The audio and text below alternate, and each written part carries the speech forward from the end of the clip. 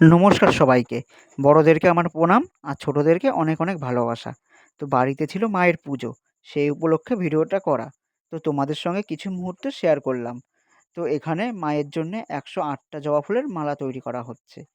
তো খুবই সুন্দর হয়েছে মালাটা দেখতে। আর এখানে আমার মা এখন রান্নার জন্যে উনুন পুজো দিচ্ছে। আর এদিকে মায়ের ভোগের জন্যে লুচি, সুজি, খিচুড়ি, পায়েস, দুধের নাড়ু তৈরি হচ্ছে। আর এখানে রাতের জন্য রান্না হচ্ছে। তো রান্না করছে আমার কাকিমারা। তো বাইরের থেকে কোনো রকম লোক আনা হয়নি। আমাদের এখানে কিছু হলে সবাই সবার বাড়িতে এইভাবে হেল্প করে। তো এবার আমরা ঠাকুর আনার উদ্দেশ্যে বেরোবো। তো দেখতেই পাচ্ছ আমরা বেরিয়ে পড়েছি ঠাকুর আনতে। তো আমাদের বাড়ি থেকে বেশি দূরে না, মাত্র ৫ মিনিট যেতে লাগে। তো এখানে প্রণাম করা হচ্ছে মাকে। আর আমি আর আমার ভাই মিলে এখন মাকে রিস্কায় তুলছি। এবার মাকে আমাদের বাড়ির উদ্দেশ্যে নিয়ে যাচ্ছি।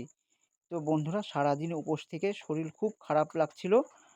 আর এই পুজোটা আমাদের বাড়ি প্রত্যেক বছরই হয়। এটা আমাদের বাৎসরিক পুজো।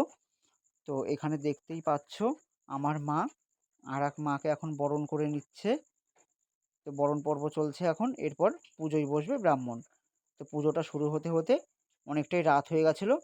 তো দেখতেই পাচ্ছ বন্ধুরা, ব্রাহ্মণ পুজোয় বসে গেছে।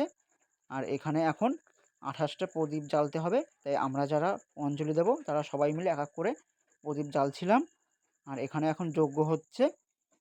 তো পুজো এখন শেষের মুহূর্তে। আমি মাকে এখন প্রণাম করে নিচ্ছিলাম। তো এদিকে খেতে দিচ্ছে অনেক আগে থেকেই।